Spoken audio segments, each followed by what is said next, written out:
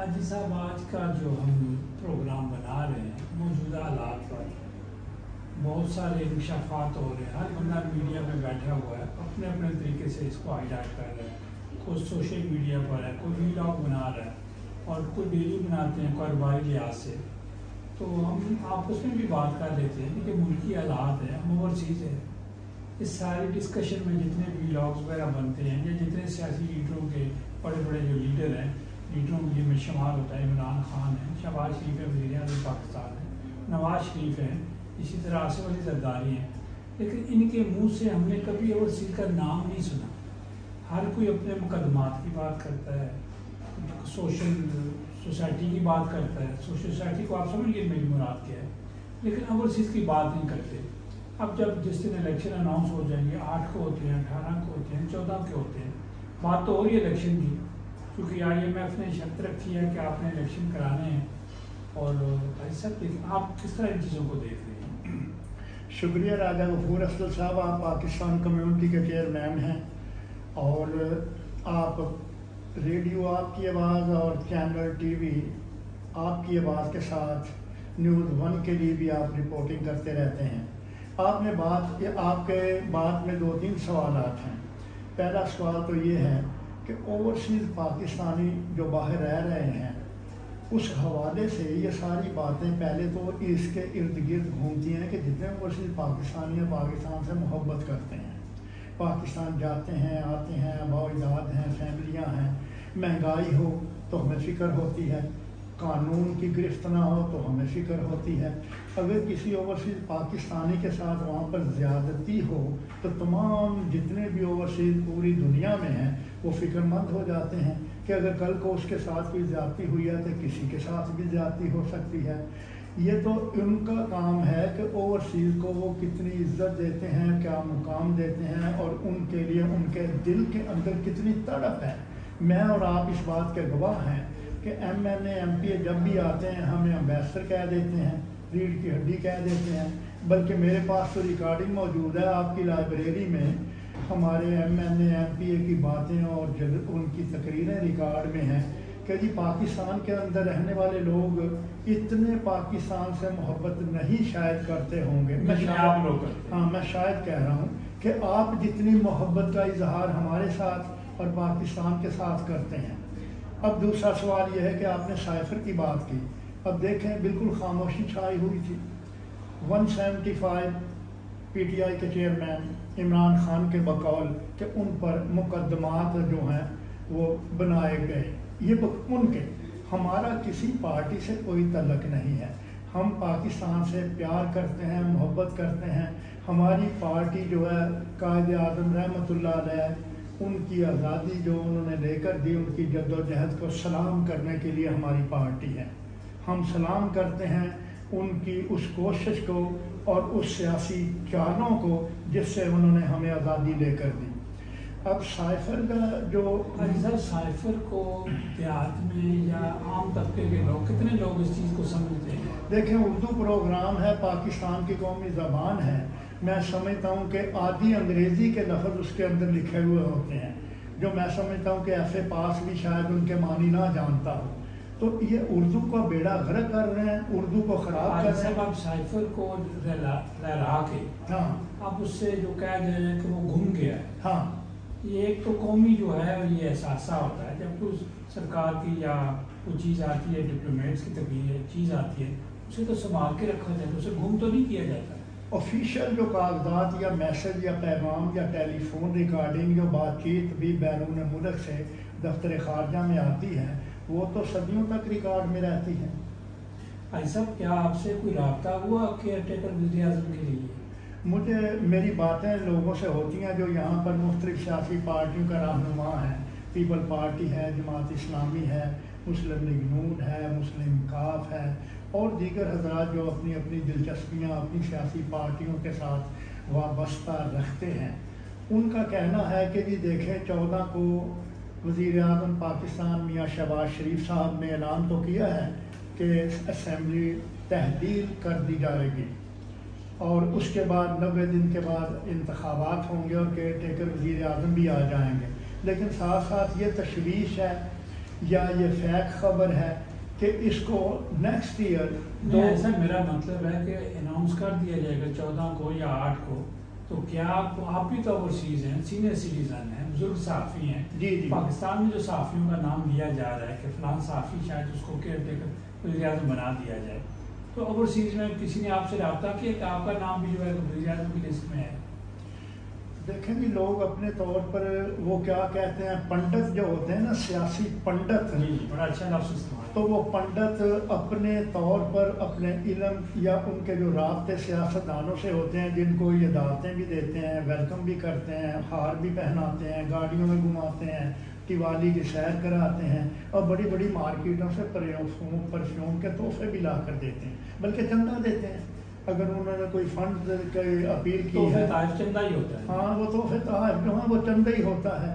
تو بات یہ ہے کہ اب انہوں نے یہ خدشہ ظاہر کیا ہے کہ الیکشن 2023 کی بجائے 2024 میں ہوں گے۔ ہم تو ہم نے تو پیشن گوئی نہیں کی تھی، بلکہ ہم نے اپنے سورسز کے بنا پر بات کی تھی، جسے کہتے ہیں بافسوق ذرائع۔ ہم نے تو 1-2 مہینے پہلے کہا تھا کہ مارچ میں الیکشن ہوں گے، تو آج کل مارچ کی باتیں کی جا رہی ہیں۔ تو اب یہ من تک مجھے سمجھ نہیں آ رہی کہ ملک کا وزیر اعظم ایک بہت بڑے عہدے پر فائز میاں شہباز شریف صاحب جو ہیں، ہم سب کی عزت کرتے ہیں، ہماری نگاہ میں تمام سیاسی رہنما جو ہیں باعزت ہیں، لیکن ایک وزیر اعظم موجودہ حکومت کے اندر جو قائم و دائم ہیں اور ابھی تک وزیر اعظم ہیں، بڑی محنت کرتے ہیں، سارا دن بھاگ دوڑ میں رہتے ہیں۔ نہیں، اس میں کوئی شک نہیں، اس میں کوئی شک نہیں کہ میاں شہباز شریف صاحب جو ہیں ان کو حکومت چلانے اور ایڈمنسٹریشن کے کام کی بہت تجربہ ہے۔ عمران خان بھی بڑی محنت کرتے تھے، وزیر اعلیٰ جب صبح 12 بجے اٹھتے تھے ناشتہ کر کے، تو رات کو 12 بجے سوتے تھے، محنت تو۔ لیکن ہر آدمی کی مصروفیت اس میں کوئی کمی نہیں کہ 16 گھنٹے 12 گھنٹے 18 گھنٹے ہو سکتی ہے، لیکن اس کی نوعیت تو مختلف ہوتی ہے نا، اس کے اندر تو ہم نہیں یہ کہہ سکتے کہ ہر آدمی ایک ہی طریقے سے سوچتا ہے۔ بلاول بڑی محنت کر رہا ہے، ہم بلاول ہیں اور ہنا روبانی ہیں، ابھی دیکھو بیلجیم میں آئی، وہ آ کر یہاں کے جو پوری کریم ہے یورپی یونین کی، میں نے آپ کو تصویر بھیجی، میں نے بار بار نام لیا، کیا آپ کا نام بھیج دیا جو کیئر ٹیکر وزیر اعظم، اس نے کرنا کیا ہوتا ہے؟ نہیں، پھر بھی یہ ہے کہ کام تو پروٹوکول میں لوگوں نے کرنا ہے، عہدہ تو بہت بڑا ہے نا، بہت بڑا ہے، کام تو وہی ہوگا، لیکن مثال کے طور پر کیئر ٹیکر ہے، مثال کے طور پر اگر وہ آپ دستخط نہیں کر سکتے؟ نہیں، میری بات سنیں، آپ کے پاس قلم نہیں ہوتا؟ نہیں، میں بات آپ کو سناتا ہوں، سمجھاتا ہوں۔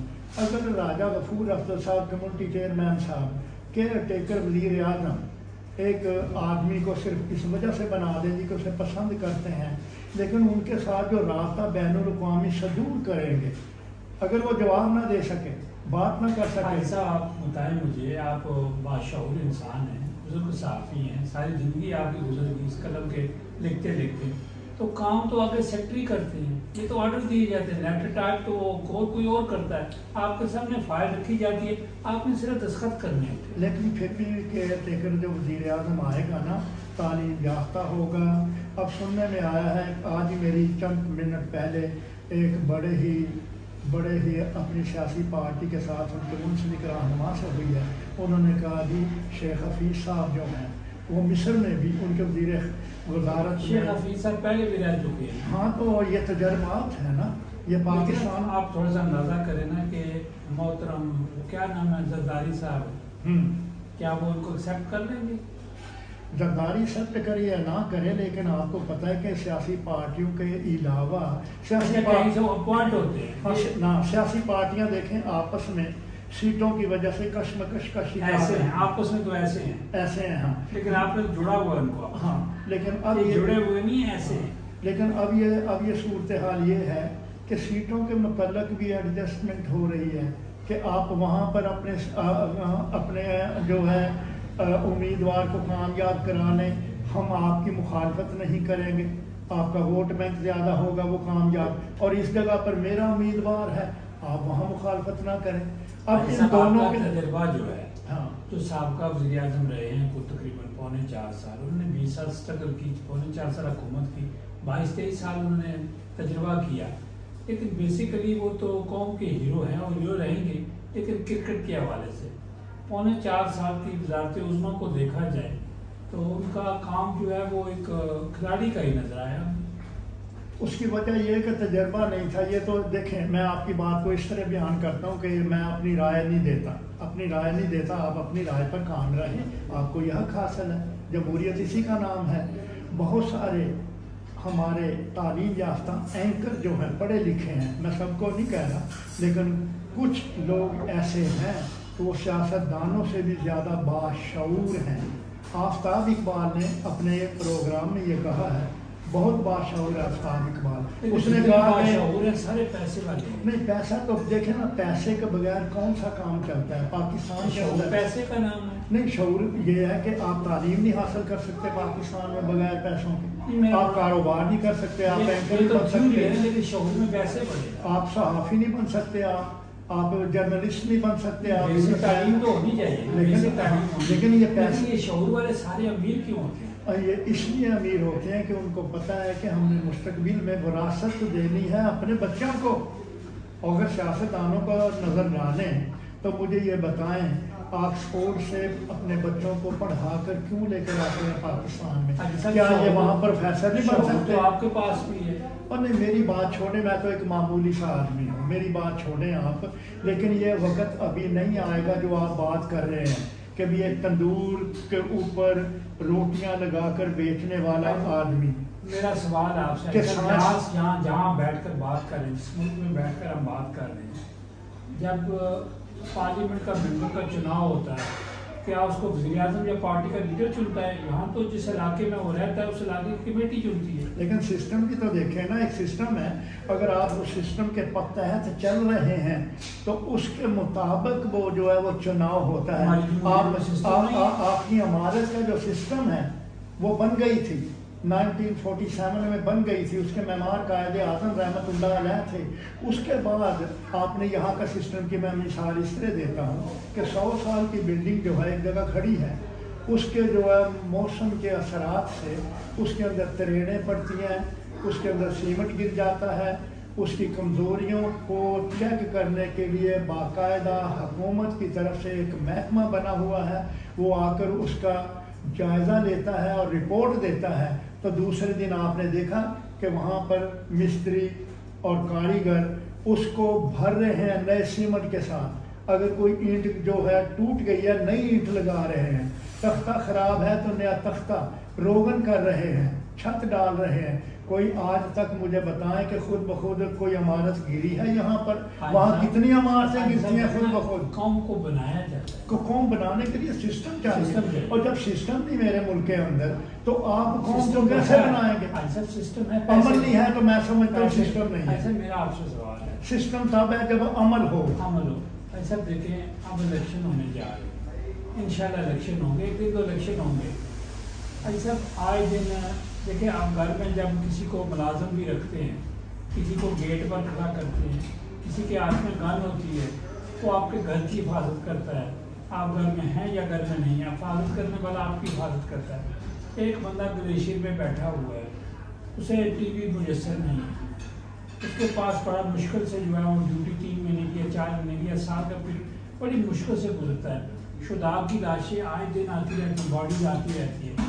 جب کہ سیاست کو ہم دیکھتے ہیں تو ہم سب, آپ نے تو پاکستان جب بنا تھا آپ 1 سال کے تھے, جی بالکل 1 سال ہجرت کر کے آئے, تو جب آپ کے ملک کی فوج کے شہداء کی بات سنتے ہیں تو ہم سب آپ کے دل پر کیا گزرتی ہے؟ وہ اس لیے گزرتی ہے کہ جب ہم ہجرت کر کے پاکستان میں داخل ہوئے تھے تو ہر آدمی نے اس مٹی کو اوپر سجدہ ادا کر کے اللہ تعالیٰ سے یہ دعا کی تھی کہ اے مالک, ہم نے قربانیاں دی ہیں, نوجوانوں کی, بزرگوں کی, بچوں کی, اپنے وطن کی.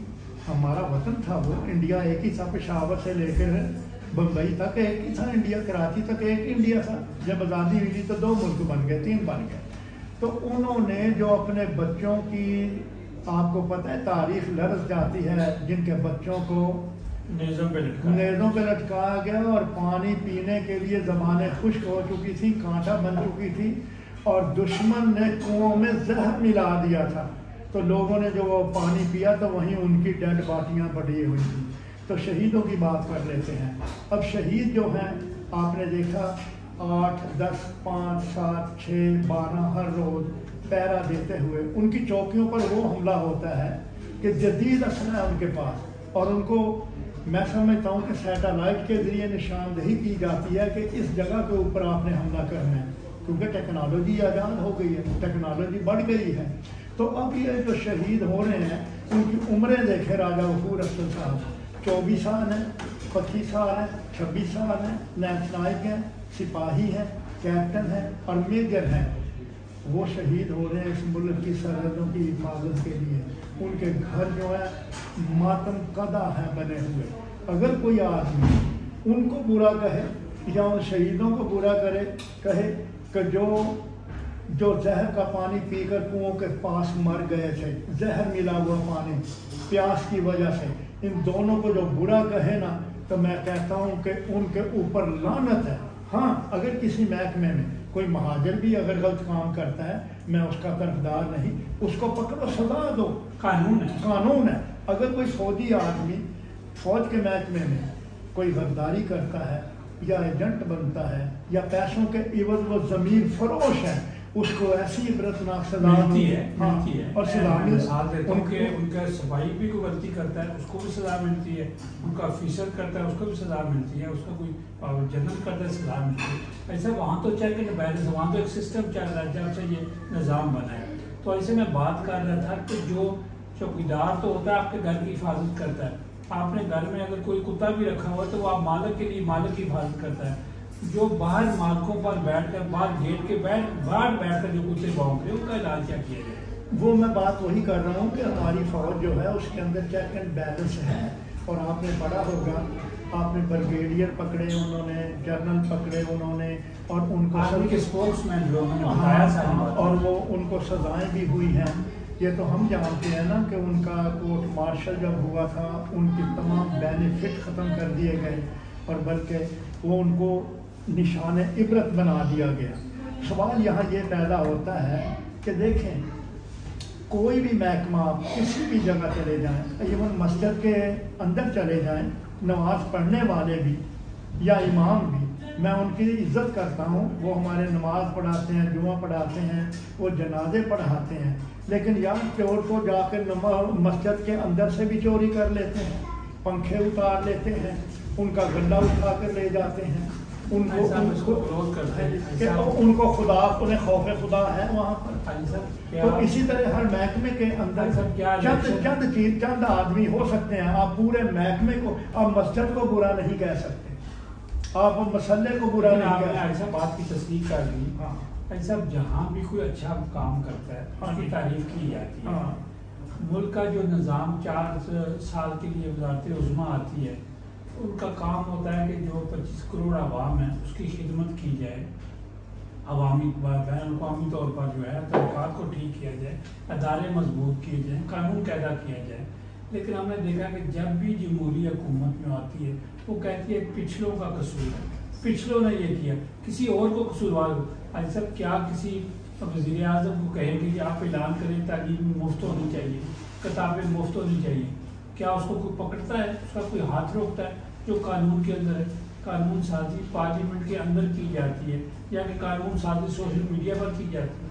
2 मिनट में ऐसा राजा गफूर अफजल साहब, आप देखें ये ऐसा सब्जेक्ट है पाकिस्तान की सियासी सूरत हाल के बारे में, हम इसके ऊपर दोनों भाई घंटों बैठ कर बहस व मुबाहिसा एक मनाजरा इसलिए कर सकते हैं कि हमें वतन से मोहब्बत है, प्यार है, हमारे आबाओ अजदाद वहाँ दफन है, हमारी फैमिलियों के बच्चे वहाँ पर तालीम याफ्ता। मैं ऑन दी होल पूरे पाकिस्तान की बात कर रहा हूँ कि जो बच्चे गरीब आदमी, एक बाप उनको पढ़ाता है, MA BA कराता है, उसको नौकरी नहीं मिलती। नौकरी तो उसको मिलती है जिनके बच्चे ऑक्सफोर्ड से पढ़कर जाते हैं। तो इसीलिए तो मैं कहता हूँ कि विरासत की सियासत जो है ना, ये सिस्टम को चलने नहीं दे रही। दूसरा, जागीरदार हैं, उनका अपना एक इलाका है, उस इलाके में जो आदमी उनके हारी हैं, मजारी हैं, कमी हैं, वो उनकी मर्जी के बगैर वोट नहीं डाल सकते। वो एक दफ़ा कहते हैं कि और आज आपने आज भी कमी सिस्टम है, आज भी कमी सिस्टम है। आज साहब इस पर अगले ब्लॉग में बात करेंगे। पाकिस्तान जिंदाबाद, पाक फौज जिंदाबाद।